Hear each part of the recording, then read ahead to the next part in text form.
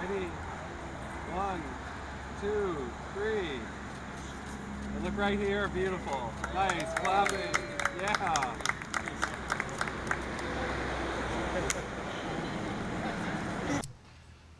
Welcome, everybody. I'm Matt Zoller, principal of MPZ Development, and this is Jason Korb, my partner, Capstone Communities. We are the co-developers of the McElwain School Apartments. Yeah, definitely. So we're blessed with a beautiful day.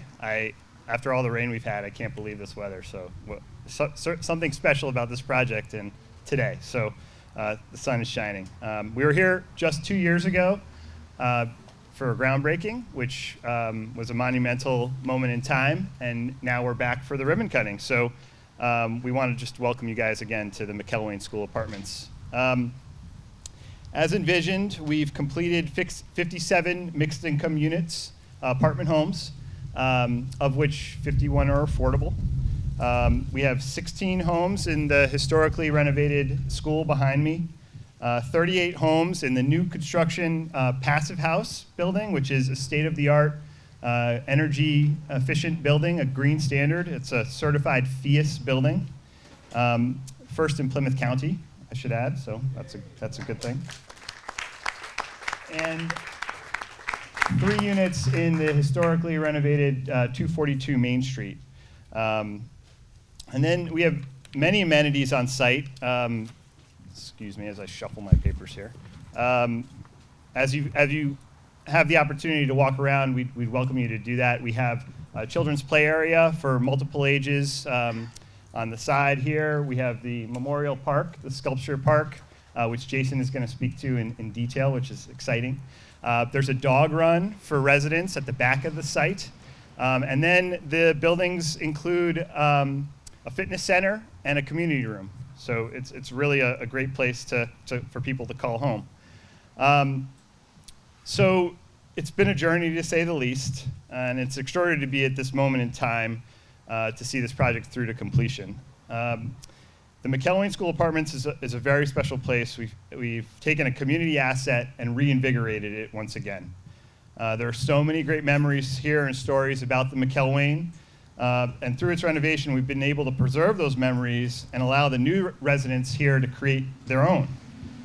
Its hallways and rooms are once again filled with children and families, which I think is really special. And we see kids coming in and out of the buildings and playing in the park, which is something that really hits close to home for Jason and I. We bring our kids here and they get to play in the park, which is it's really special as well. And so it's also kind of telling that this place has been so important to the community over the years. And we recognize that this summer when we had a community open house and we welcomed back over 100 people to the site. It was teachers, it was administrators, it was their children, their families, and they got to walk the halls of the school and remember what it was like to go to the McElwain School.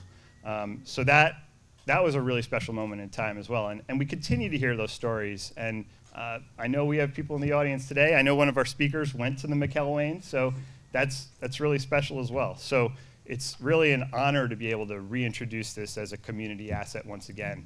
It had been vacant for over 20 years. So all of this was really made possible by the community. And I want to hit this point home. This project was permitted using 40B, which is a community process, and the community stood behind that process. So a friendly 40B, we call it, and it was voted unanimously by the zoning board for approval. We also had the strong support of the Community Preservation Committee, and the town committed $1,345,000 to this project as well. So that is a huge lift. We're happy to have the Secretary of Housing here today. We couldn't have done this project without the Executive Office of Housing and Livable Communities, their new name, formerly DHCD. The National Park Service played a role here, the Massachusetts Historic Commission, and all of our lenders and investors, some of which you'll hear from after me.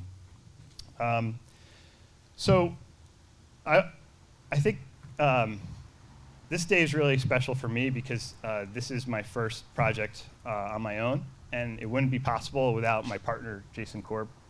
He's a friend. He's my partner. He makes things make sense a lot of the time, and he teaches me something new every day. So I wouldn't be here without his support and help, and I can't communicate how important that is to me. So thank you, Jason. I also want to recognize my wife, Amy, in the crowd, and my two kids, Edmund and Amelia. I wouldn't be here without them. Early mornings, late nights, so appreciate them. And then lastly, I want to thank my parents. Noel and Clara Zoller are here today. They taught me everything. So I love them, and I appreciate you guys. Thank you so much. So I want to hand it off to Jason now to say a few words. Thanks.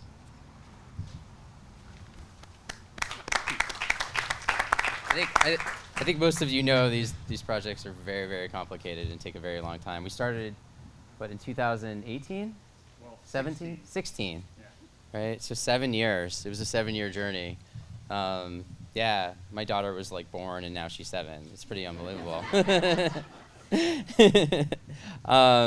Yeah, I just wanted to touch on a few things that Matt brought up in a little bit more detail. So Jason Korb from Capstone Communities.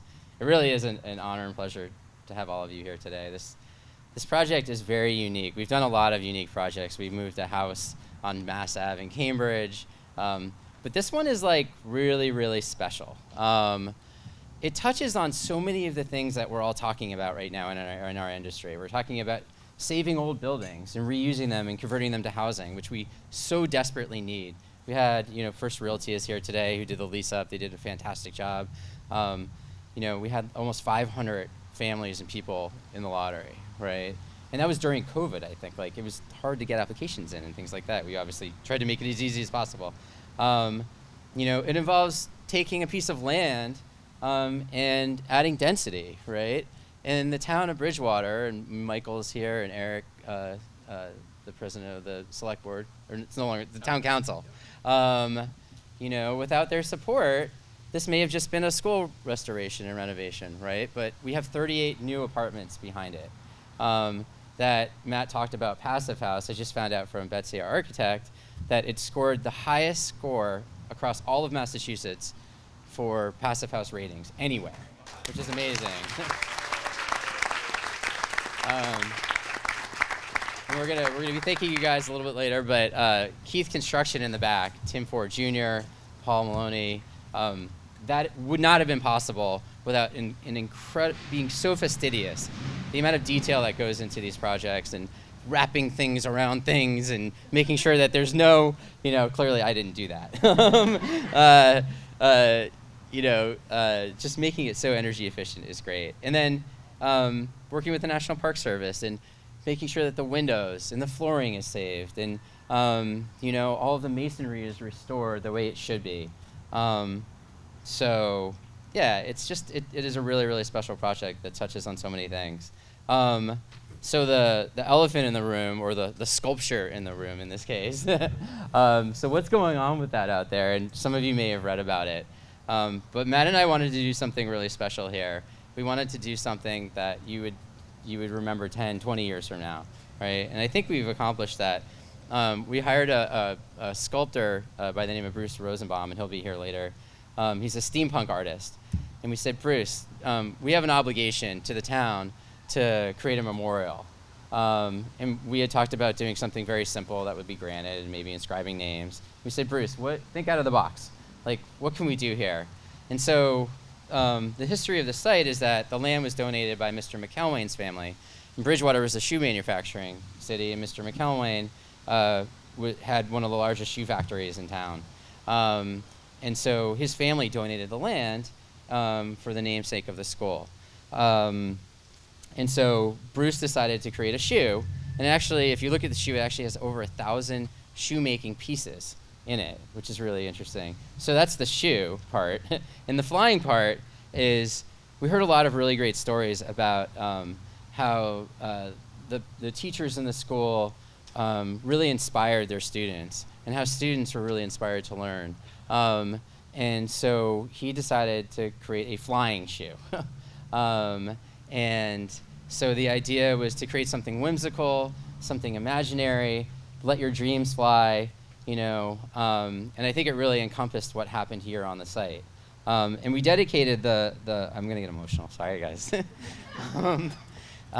We dedicated the sculpture to Ruth Silman, who's our attorney, who passed away. Ruth's husband, Tim, and daughter, Phoebe, are here today. Ruth was like, so much of that shoe kind of encompasses Ruth. So this was one of the last projects she permitted. And I worked with your mom and your wife for 20 years, I think. She was like a big sister to me.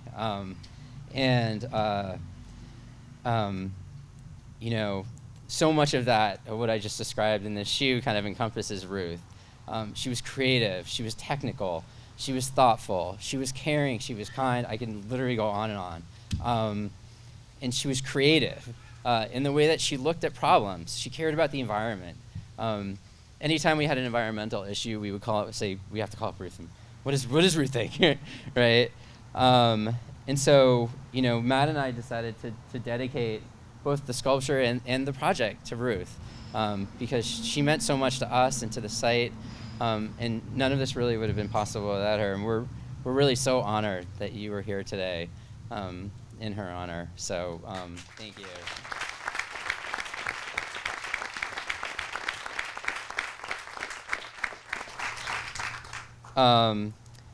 So I just wanted to say a few quick thank yous, because I know we're a little bit behind, but Matt, I am an only child, and I've said this a few times in my life, it's a blessing and a curse, because it can be lonely at times, but at the same time, you get to choose who are your siblings, right?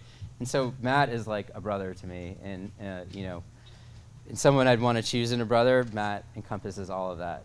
He is so driven and passionate, and on top of things, and I really have a lot of respect for you, and I care so deeply for you and your family. My mother is here. I don't know, Jackie.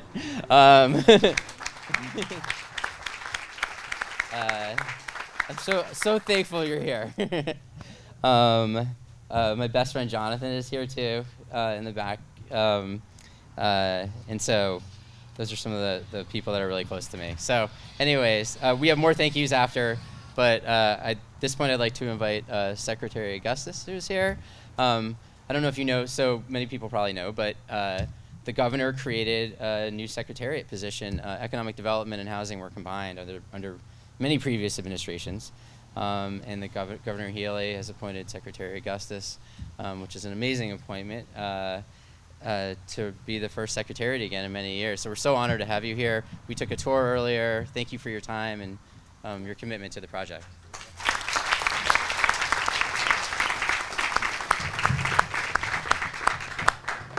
Thank you.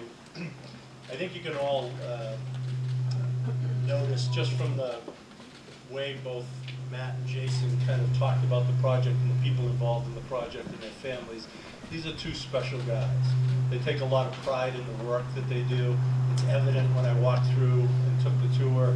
These are not folks who are just looking to cut corners, do it cheap, do it quick, and move on to the next project.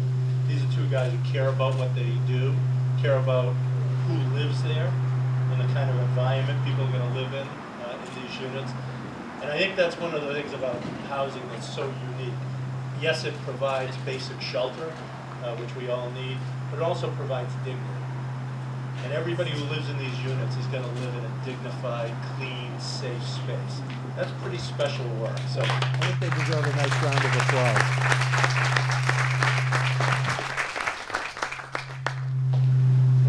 We got this hum here.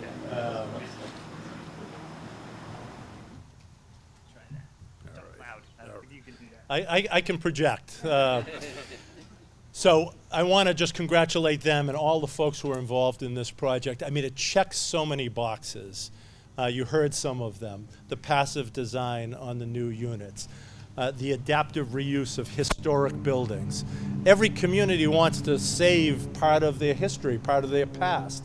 That's so important. It says a lot about a community that tries to preserve that connection to generations previously, and this project does that.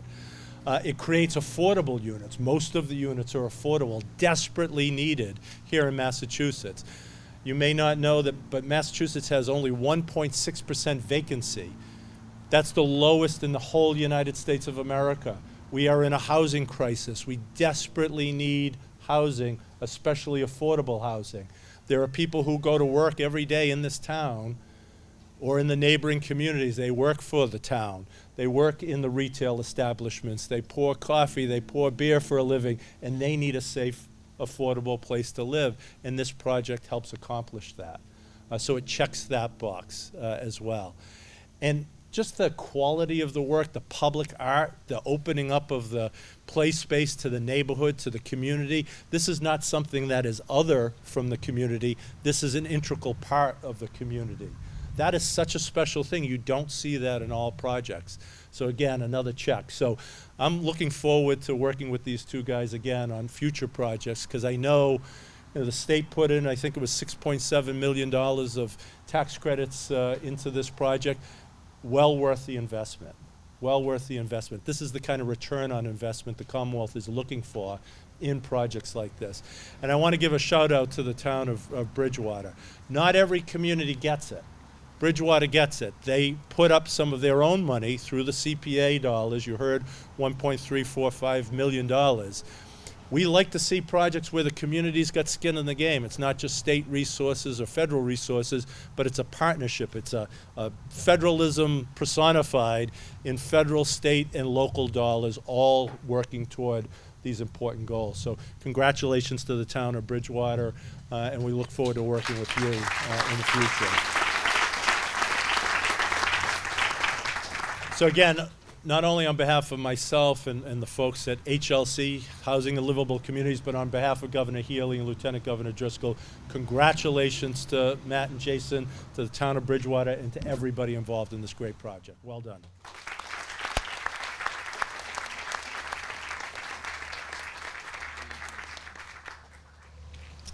So thank you, Mr. Secretary. It's great to have you in Bridgewater, and we look forward to having you back again plenty of times. We've got an ambitious agenda in front of us that we're hoping to accomplish over the next 5 to 10 years, and so we certainly look forward to the partnership with the state as well as federal governments. So thank you very much for being here. Boy, have I got a lot to say. I've been waiting 7 years for this. Good morning, and welcome to the results of years of planning and perseverance. I think that's safe to say. Back in 2016, the town began discussing before 2016, the town began discussing what should we do with this building. It had been abandoned in 1994 when 3 different elementary schools were combined into one Mitchell school. We did use a portion of this building for a teen center for a short period of time, and unfortunately the town didn't have the resources to keep that going. So it sat empty from 1994 until we decided to try to go out to bid. In 2017, the town council let us put it out to bid. We released a request for proposals, and we pretty much told people, look, we'll entertain anything in this building. You come and do something in this building that requires a zoning change, we'll change the zoning. We'll do whatever it takes to get this building reused. So in 2018, I think it was 2018, Matt and Jason submitted a bid and proposed a use. And I don't know that either of them really thought that we'd get to this day. They were the only ones to bid. And on paper, the proposal looked great, right? They were going to refurbish this historic building into attractive apartments. They were going to build this building in the rear to provide additional units. Unfortunately, their proposal spent many months sitting on my desk. Every day I would look at it and I would say, oh, this just isn't going to work. It's not going to work. Well, I don't think the town's going to go for this. And finally, with the help of our former Community and Economic Development Director, Andrew Diono, and Assistant Town Administrator, Kim Williams, they really pushed and said, look, the town needs housing. The town needs quality housing. We've got to make this happen one way or the other. At that point, we started a real push to get the town council, the Zoning Board of Appeals, Conservation Commission, Community Preservation Committee on board to do what Matt and Jason, the vision Matt and Jason had. So on their behalf, on their part, they started trying to figure out the layers and layers of funding to make this project possible.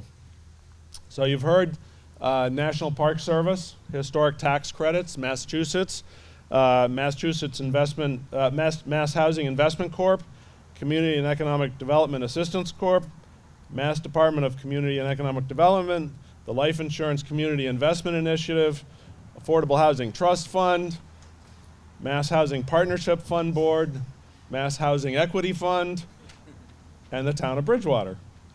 We all participated. I'm sure I've missed somebody. If I miss somebody, somebody's better stand up and say something. But each and every one of these organizations was critical in making this project happen at this time, so I can't underscore that enough. It takes a village of people, it takes a village of funding, and part of the challenges for affordable housing is trying to layer on the subsidies and the grants that can get a project like this built successfully. So my thanks to all of those funders today.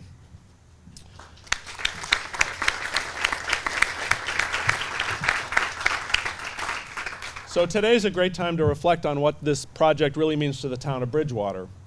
It means something different to Matt and Jason, it means something different to the organizations that funded it, and it certainly means something different to the folks who get to live here.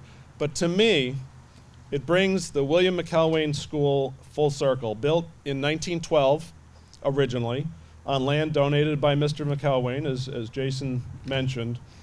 The school was designed to fill an educational need for the town's, the children of the town's factory workers. So today, it provides housing to a growing number of people who find it more and more difficult to find housing and who work in our community, as the secretary said. Provides a community of people, most of whom have grown up or lived in the community in Bridgewater their whole lives, but it provides a safe, well-maintained, comfortable place to call home. One of the gauges of success doing what I do is making sure that people live in places that they can truly call home. There's nothing more important than helping people connect to their communities. This project, Matt and Jason, is a place Bridgewater residents can truly call home, and I thank you for that. So there is that shoe out in front, and it does cap off the beautiful work that Matt and Jason and their team have put together. But everybody sees something different in artwork, and I think Jason and Matt described what they saw in that shoe. And I'm sure there are plenty of people in Bridgewater that will also tell you what they see in that shoe. But for me, the flying shoe kind of represents something special about Bridgewater. Yes, it honors the past, it honors the origins of the school, and it honors the students and the staff that worked in this building. But to me, it's kind of a taste of the future. It's a symbol of where the town is going. After 15 years of thinking and planning, we are strapping on our shoes, and we are getting ready to fly. We are making important changes to our downtown zoning to create a vibrant, bustling place. We are working with the MBTA to move begin to have a discussion about moving the platform closer into town. And we're making significant improvements to one of the only town parklands in the state, in-town parklands in the state. We are engaging with quality developers, these two gentlemen, and others, to bring new ideas to the center of town. We're looking ahead decades to secure adequate water supplies and water quality. And most importantly, we are engaging residents to find the best way forward for Bridgewater. So that is what that sculpture represents to me. Today's excitement wouldn't have been possible without the foresight of many town boards, specifically, as I've mentioned, the Community Preservation Committee, the vice chair here with us today, Carlton Hunt. Also the Zoning Board of Appeals, who had really understood the need for all levels of housing in Bridgewater. And finally, the Town Council, which had the patience and foresight to let this project play out, even though it sat for so many months on my desk. I'm only now admitting that, by the way. But mostly a very big thank you. This community owes Matt and Jason a debt of gratitude, and for their purposes, now they can say, everywhere they go in the state, they can say they were the first. And in Bridgewater, you have set a very high bar, indeed. So right now, I would like to welcome to the podium somebody who actually went to school in this building. Actually, but just out of curiosity, are there folks in the audience that went to school in this building? Anybody? Don't be shy. Wow. Eric Moore, children? Who had children that went to school in this building? Okay, there we go. Excellent, excellent. So Eric Moore has been very articulate in explaining why we want to encourage smart growth, proper downtown development, and why projects like these are so important to Bridgewater. He was elected at the height of the pandemic, but certainly did not let that stand in the way of his ambitious agenda to get the downtown area a vibrant and bustling place to be. So with that, I introduce Eric Moore.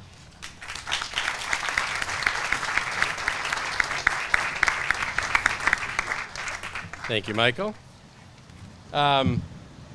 It's interesting. Michael mentioned I ran and was elected during COVID. So a lot of my early days I spent at home sort of on Zoom, and it gave me the opportunity to actually study sort of town projects and successful projects quite a bit. And I spent some time trying to figure out what does it actually take to make an amazing idea turn into an amazing asset for the town. And I spent a lot of time online looking all over at other towns, and it was actually very hard to find examples of towns that took ideas all the way through to something actionable and tangible. But for the towns that I did find, there were sort of these three things that I think I picked out of those lessons. The first is the towns that are really successful attract people who believe in the idea. They believe it's possible. The second thing is they attract people who believe the idea is worth doing. So it's possible, it's worth doing. And then the third, and probably the hardest, is they attract people who can actually do it. And in this case, I'm sitting here and I'm listening to the comments, and I'm touched. I think, these are development partners that believe in Bridgewater, that believed in an idea when this was an abandoned school with old bike parts and just pieces of trash around. You saw something different. And I think finding a partner like that for the town is incredibly important for what we want to do, right? You also believe that it was worth doing. So you saw the vision, you said, yeah, I know, we could turn into something, but you also see the value of that something at the end. And then lastly, as is demonstrated, I think even beyond my wildest dreams, you did it. And you didn't just do it. I mean, you did it with an amazing piece of art. You preserved the school. You created a community setting. You're supporting all the goals of the town. So I really, outside of my formal remarks, which I haven't gotten to yet, I was just so touched by just the involvement of the remarks that I just wanted to really thank you for that. Really appreciate the partnership. Yeah. Thank you. Thank you. And so as Michael mentioned, I am a former student here. I went to grades 1 through 4. And I have amazing memories of the building. I have memories of this building fostering relationships. It provided a sense of community to our youth. It exposed me and many others to new ideas and new ways of thinking. And it prepared many in our town for the future, for what was to come. And so I think thanks to the hard work of everyone that's been mentioned, and Michael rightfully called out all of the people involved. Thanks to all of that hard work, this important building has the opportunity to do all of that stuff all over again. It can create community, it can expose us to new ideas, and it certainly prepares our town for the future. And so as Michael mentioned, this effort to me is part of a larger vision to provide affordable housing options within walking distance to public transportation and also our soon-to-be revitalized downtown. And so that, to me, is an incredibly exciting step towards our vision, the town council's vision for what Bridgewater will be. And so with that, maybe I'll conclude my remarks by just thanking everyone who was involved once again for believing that it was possible, for believing that it's worth doing, and for actually doing it. So thank you very much. Appreciate it.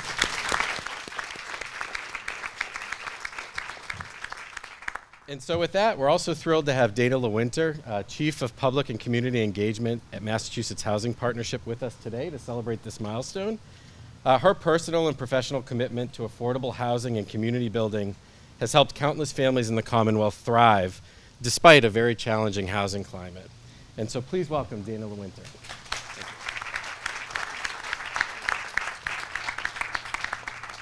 Thank you, Eric, for the introduction.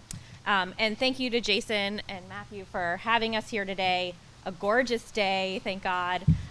Congratulations to both of you for this beautiful project.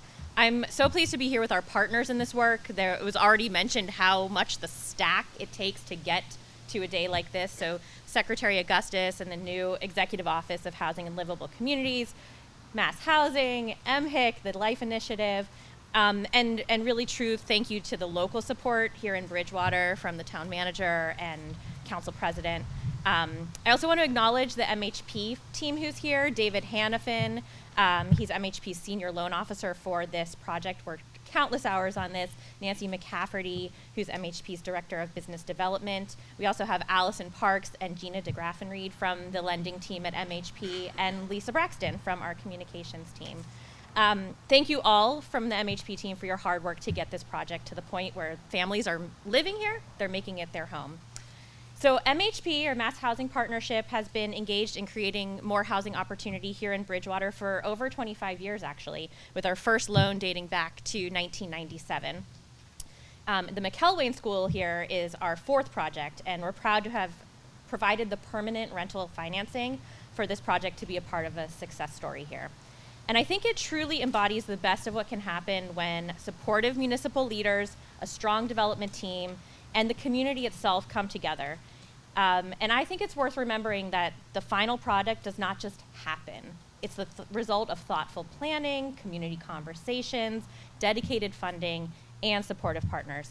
So I'm a local person at heart, so I went back and I looked at Bridgewater's housing production plan from 2017, and right there, in this plan, in the strategy section, it says, make suitable town-owned properties available for affordable housing. And it goes on further to state, one such example is the former McElwain School on Main Street. So that's a vision. And here we are today. So it's really inspiring to see what happens when a community can say, we have an opportunity not just to save this historic and meaningful town asset, but we can expand upon it and create something that is even better than what was originally imagined here. So to find a development partner who can work with the community to bring that vision to life and then be supported by funders and an administration that recognizes the importance of supporting this work. I think this project is the true definition of the whole being greater than the sum of its parts, because you've got historic preservation, new construction, community amenities, making this beloved but blighted school, and restoring it to its former glory, and in fact, its impact has grown exponentially from there. The secretary mentioned this, that this project really ticks all those boxes, but I'm gonna mention them again because I want folks to understand how important these all are. Range of affordability levels, passive house certification, which by the way, allowed the project to receive our green building benefit for an interest rate reduction. It's walkable to the town center and local economic activity. There was local support provided through that $1.3 million of Community Preservation Act funds. There's historic preservation, putting a prominent building back into active use. There's community amenities such as the publicly accessible play space, public art, and that's just the impact that we're seeing here today.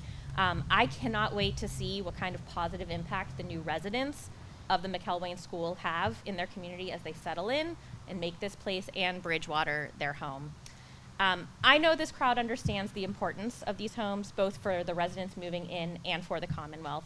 The housing challenges facing Massachusetts are enormous, but when given the opportunity and the resources, projects like the McElwain School apartments show that we can really meet this moment. So housing is the smartest investment we can make for a foundation for growth, economic vitality, and a quality of life and stability for our residents. And we're so glad to be able to celebrate being a part of it. The scale for the need for more homes in Massachusetts is such that every city and town needs to be at the table creating solutions. Kudos to Bridgewater, to Capstone Communities, MPZ Development for this shining example of what can be done. Don't be surprised if you hear from others. We'll probably be sending them your way on how they can make a similar impact in their own communities. So congratulations, and on behalf of all of us at MHP, welcome home to the residents.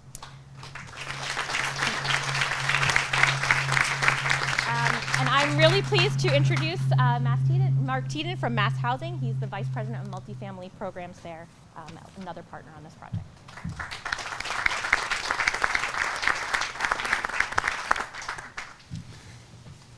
Thank you, Dana. And welcome everybody, and I'd like to first of all congratulate the 100 plus residents that now are able to call this development home. I think that's a remarkable accomplishment. Matt mentioned some history on this, and with people in the audience or children who have actually come to school here, but I'd actually like to go back farther, because there was one of these days in 1912. Is that what you said? Yeah.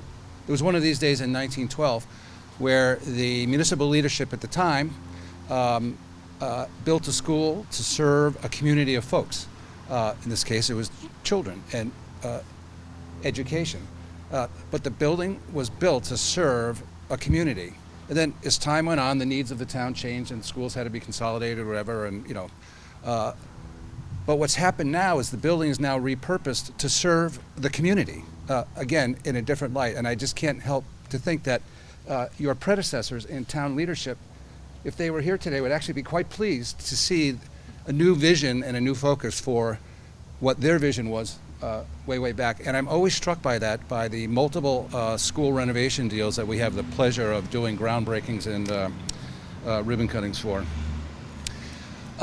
Both Dana and Michael mentioned the multiple sources. It's not only the parties involved doing that, but it's also buckets under each party. There's actually over 17 sources of funding in this deal. And for the project managers and attorneys in the audience, you know what that means. It's really an enormous level of complication to pull this off.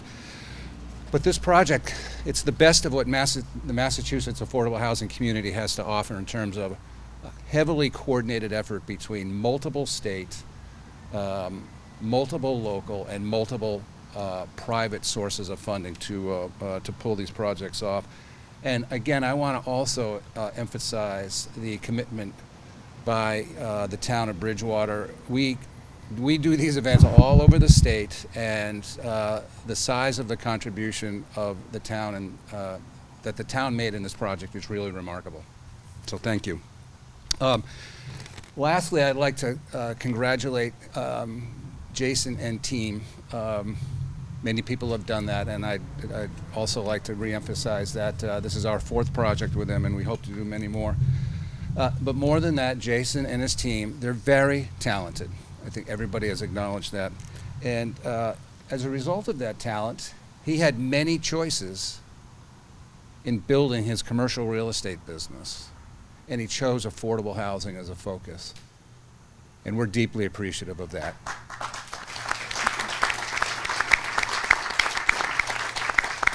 So again, congratulations to everybody for what we're here celebrating today. And I would like to introduce my colleague in the mission-oriented affordable housing finance world, the CEO of the Mass Housing Investment Corporation, Madi Ture.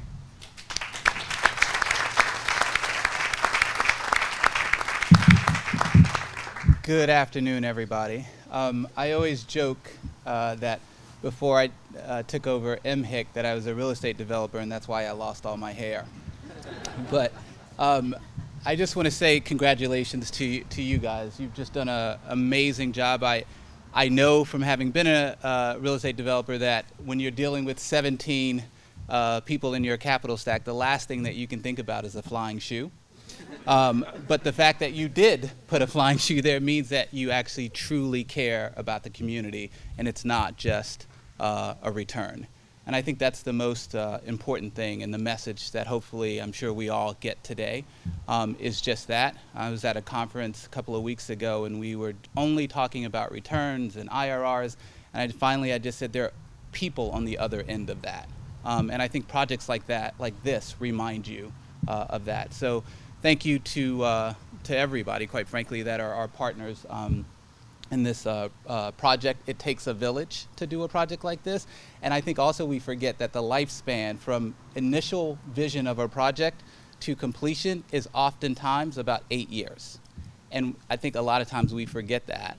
And this takes a labor of love, and you really have to be committed. And as the, from the city perspective, it takes a certain degree of commitment to say, yes, we're going to refurbish this school, we're going to turn it into apartments. There's only one person that bid on it, and it's going to be fantastic. And 7 years from now, we're going to be sitting here, and everyone's going to say, this is the greatest thing. So kudos to you for having that vision, and thank you again.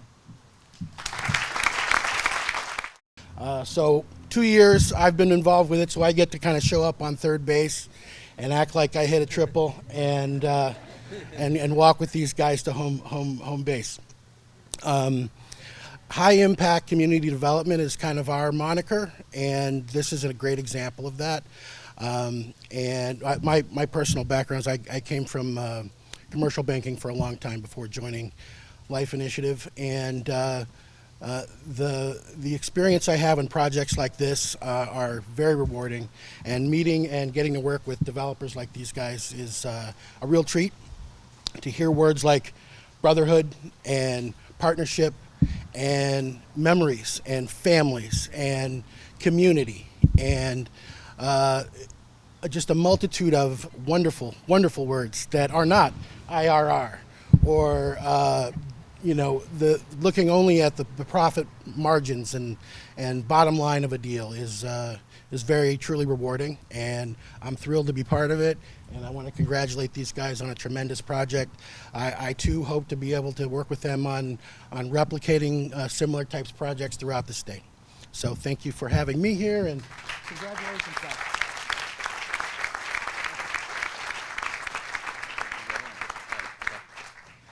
So very quickly, I just have to say one thing off the cuff, which is like, so many of you have taken such a huge risk on and believed in Matt and me. I mean, we had never met before, right? Like, we came into Bridgewater, we submitted this proposal that sat on the desk for months. But Brandon, I think you sort of underplayed your role, though. Like, we drove by the house, and we haven't talked about the house. The house was not owned by the town. We had to buy it separately.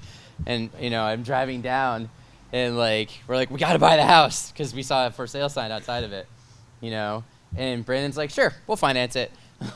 we have our next project is in Templeton, and Adam and Terry are here from the town of Templeton, which, like Bridgewater, are really, really committed to building affordable housing. You've taken a risk on us. We haven't performed yet in your town. And Brandon, it's like, great, we'll fund $1 million in Templeton. MHP. Just let it go. But, a lot of banks would not finance these sorts of things, and at that stage at least, right? So we really appreciate it. I wish my town's getting there. I live in Newton. But the things that you have said, the leadership positions that you have taken, they're not easy positions to take. A lot of people in town want things to stay the way they are. They're afraid of change. Everywhere we go, we see that, people are afraid of change. It doesn't make them bad people. We don't have to put labels on them. But the fact that you're able to stand there and recognize that, but also take a leadership position, I have so much respect for you, both of you. So, and the fact that you put your money where your mouth is, right? That really says a lot. So there's a few people I wanted to thank too. Congressman Keating wanted to be here. He actually came last week and toured. We gave him a private tour of the site. He's been a big supporter. First Realty Management, I mentioned them earlier. Catherine's here, Frank's here, the site staff. It is not easy to lease up a low-income housing tax credit project. The amount of compliance work that goes behind it, file reviews, third-party verifications, making sure everything is in order. Amber, Dawn, Cindy, who am I missing over there? No one, I think. Chuck. Chuck is the maintenance superintendent. We all talk about how beautiful this site is. It doesn't just happen that way, right? The grass just doesn't cut itself. Things don't get swept up. What I really admire about Chuck is he takes so much pride in his work. I've never actually seen anything quite like it, and that is why this site looks as beautiful as it does. So I'd love to give a round of applause to the First Realty team. So you guys, thank you. It made everything reflect so well on us too, so we appreciate that. Paul Bouton, sitting next to Tim and Phoebe. Paul was our attorney at Nixon Peabody and recently retired, but is still one of my closest friends, so I wanted to acknowledge you. And thank you for being here. Our staff, Zach Adams, who recently joined, and William Kennerly. And William actually flew in from Houston to William pretty much put together a good portion of this event, and Matt will talk about others who helped out too. Is there anybody I'm missing? Okay, all right. Okay. And the other thing is, what's that? We're going there, don't worry.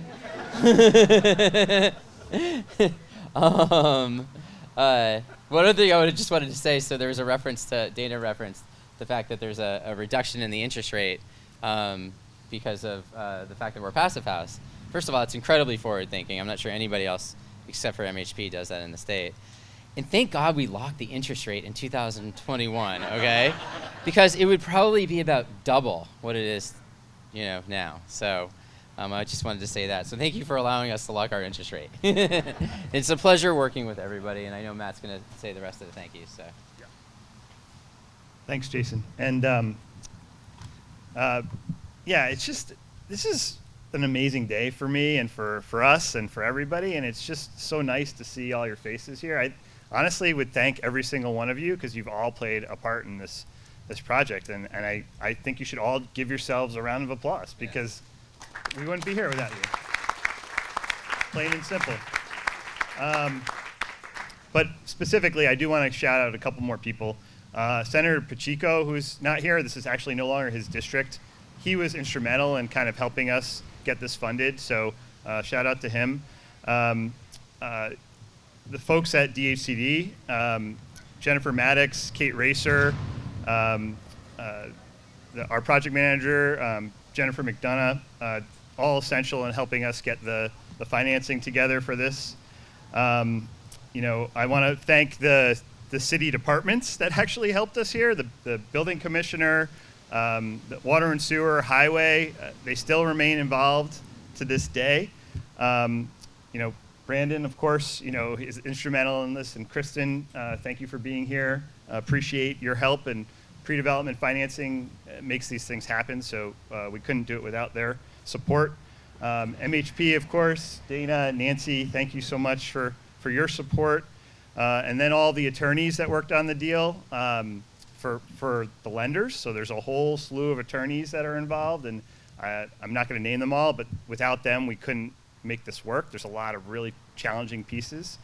I want to thank our attorneys, though, Julie and Allie, who are here today, and thank you for all you've done. I also want to flag David because I see his face. So he's our permanent lender and is closing a loan with us right now. So I want to thank David Chalinsky, who's here, and the team from PCA, Betsy and David. Mark, I don't see him, but without you guys, we wouldn't be able to do what we did here. A beautiful design passive house, rave scores on the indexes, so that's just remarkable. And then Keith Construction, I see Tim in the back, Tim Ford Jr., and his father, Tim Ford. Paul, you are the project manager from heaven, so we couldn't have done this project without you. Also, the supers, and everybody on their team. I mean, Keith Construction did a wonderful job with this. I see John and Allison from Copley Wolf Design Group. John, one of my old bosses and mentors. Great to see you. Thank you for coming. We didn't get to talk about the bullet hole in the front door, but yeah, you have a picture of it. Amanda Ford, our owner's project manager, I see in the back. That gong is for you, Amanda. So thank you for everything you did to help us get through the construction of this project. I also want to shout out Kelly Engineering, who's our civil engineer. I don't see them here, but very important aspect. And I want to thank Hub and Eastern Insurance, they're our insurance provider. VHB, who's our historic consultant. We wouldn't be here without them. And I know I'm forgetting people. I do want to also call out Benchmark Strategies, Colleen, Susan, Kate. They help us with our PR and pulling this whole event together, so we wouldn't be here without them. So, I have one more. and then, you have a few more? Sure, go ahead. Sorry. Dorfman Capital. Bob Dorfman is here as one of the 2 of the 17 sources of capital or state credits that have to get monetized. And Bob, his team did a great job doing that. Marty, MHIC has always been a partner of ours since I started my company. We're just thrilled to be working with you. MHIC not only provided all of the federal tax credit equity, which was like $12 million, but you also provided a $15 million construction loan. $15 million construction loan, okay? So, there would be no large bank out there would do something like that for us, and you believed in us, and your team believed in us, and we want to thank you. So, yeah. Shout out to Chrissy as well. Thank you, Yes. Chrissy. Chrissy was the underwriter and is no longer with MHIC, but it was crucial to making this project happen. And I also want to thank Cassie from CDAC. So thank you for all your support. CBH was a source of funds here as well, the 17 sources. We could go on, and I'm sorry I've missed people, but you guys, this whole team made this happen, and we're more than appreciative. Okay, so we're done with the remarks. I do want to highlight a couple of things. We have some wonderful refreshments for everybody, so please help yourself. Local bakery. Local bakery, that's right. Coffee shop in downtown, in the Central Square. And we also are allowing for self-guided tours of the common areas, so please feel free to walk around the site, go into the new building, view the community room and the fitness center, and then take a tour of the school building. You can walk through the hallways, and generously, the resident of 301 has allowed us to show their unit. So that's the unit on the top floor on the front of the building. It's a 3-bedroom unit. It also we've incorporated what was the principal's office into that unit. It's one of the side rooms. So it's a very cool unit. And so please do take a tour. We'll have someone from the management company staffing that unit. So you just go in and take a look and come out. Please don't touch anything. Sort of implied. I know. I guess say it. Liabilities. Anyway, last thing.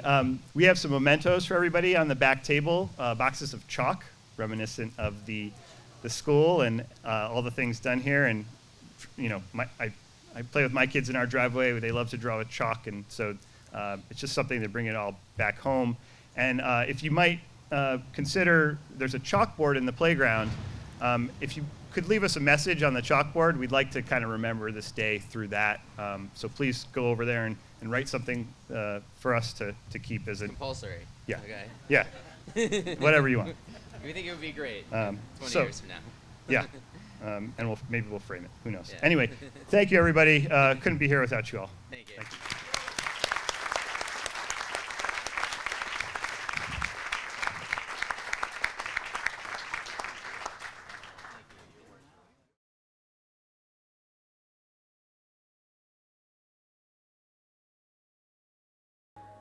The building of the William H. McElwain Grammar School in 1911 through 1913 was a major turning point in the history of the Bridgewater public school system. It was increasingly apparent after 1900 that these small schoolhouses scattered throughout the town would not be able to continue serving adequately a growing and changing population. Some of them were overcrowded, and the need for repairs was never-ending. Even the model school of Bridgewater State Normal, with its grades of kindergarten through 9, was no longer able to absorb more students. It was decided, therefore, to build an up-to-date brick school with many classrooms, each accommodating one of 9 grades. Fortunately for Bridgewater, J. Franklin McElwain donated money for a building lot on Main Street in honor of his deceased brother, William H., who had founded an important shoe firm in Bridgewater and had shown a commitment to the civic welfare of the town. Thanks also to the McElwain family, certain modern accessories such as of electric clocks and telephones were added to this modern school building. By 1914, the McElwain School had 292 pupils, making it the largest of the town-run public schools. This structure was used as a school until the 1990s, when a new elementary school was erected to serve most of Bridgewater's children. Last time I was in the building was the year I retired, 1994. Wow. So it's my first time back, and brings back a lot of great memories. This was a fantastic school. Great staff, parent support was fabulous. It just, I couldn't have asked for anything better. Oh. And they worked with not the best facilities, for certain things. For instance, this is an add-on right here. Let's walk in here a little that we bit. used for remedial reading, and this little add-on right here. That's simple, something like that. I'm surprised the flooring looks beautiful. It's better than when I left, but the ceiling. The ceiling is on top of the flooring. Right. That's from what I'm seeing here. Yeah. Yeah. I think this was some water damage that happened. Yeah. This is a very well-constructed building.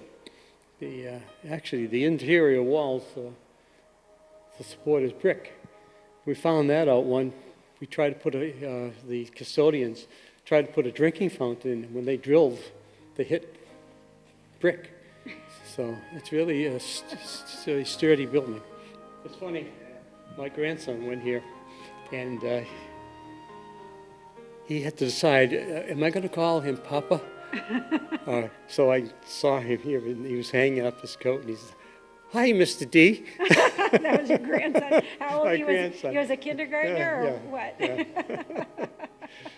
Oh, that's funny. So did he call you Mr. D the whole time, or did he ever get around to calling you Grandpa? No, he called me Mr. D, like all the other kids. He wanted to be, one of the group. So. Well, as much as I'm sure that Grandpa was a term of endearment, I think Mr. D was a term of endearment for all the kids too. I think so. I hope so. They were really great. We had fabulous times. I remember this as being old back then, but well suited for what we needed. Had quite a few. I don't know what Mr. DeLewis could say, but well, I know there was over 30 kids in the classroom, probably, right? Yeah, right. And as as the years went by, the lack of some facilities became apparent. For gym classes, physical education, in bad weather, you're stuck because we didn't have any facilities. Here, right? We actually had music lessons in the boiler room. So that it. I know it's probably very, not quite the thing to do, but we were pressed for space. As I told you earlier, the add-ons, and there's one upstairs as well, so that it just gradually got to a point where it didn't really meet the needs of the kids and the staff. So. And downstairs, the cafeteria was downstairs, because I can remember the little tables with the swing-out seats. Kindergarten class right off the cafeteria. And back then, we could go outside with our brown bags, I believe, and play marbles and eat while you're outside. Yeah, things changed, yeah. So what are we looking at here behind us? What we got going on here? Probably a nighttime activity from some children who don't have a good sense. Yeah. Some broken out windows and all of the things they threw through the windows are all over the floor here. It's a shame. your office? No, mine is up right up there. Yeah, well, at one time it was. Both the principal and the secretary had desks in here. Oh, wow. And I moved up to an office up there to give our beautiful lady, Mrs. Gamparoli, more room. So she was so nice. Well, let's go see what your office looked like, too. My cubby hole. Yeah. My big office. Same curtain on the door? Yeah. Kids used to go in the bathroom. Some of them were scared to go in because they said there were ghosts in the bathroom. So. You know what, this used to be the, if I'm not mistaken, this was the school resource officers for your turn in the school's office. Oh, during the Because operation. this was the teacher's room when I was here.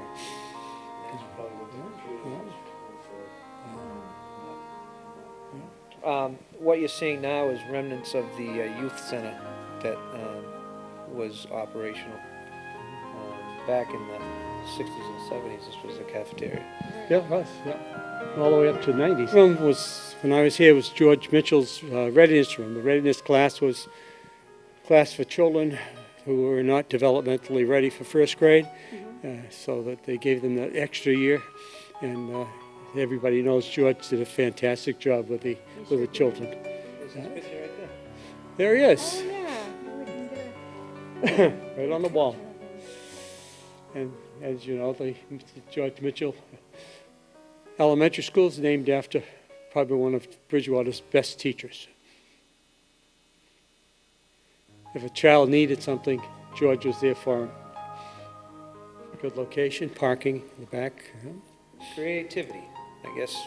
It's open for interpretation and what you put your mind to, I guess.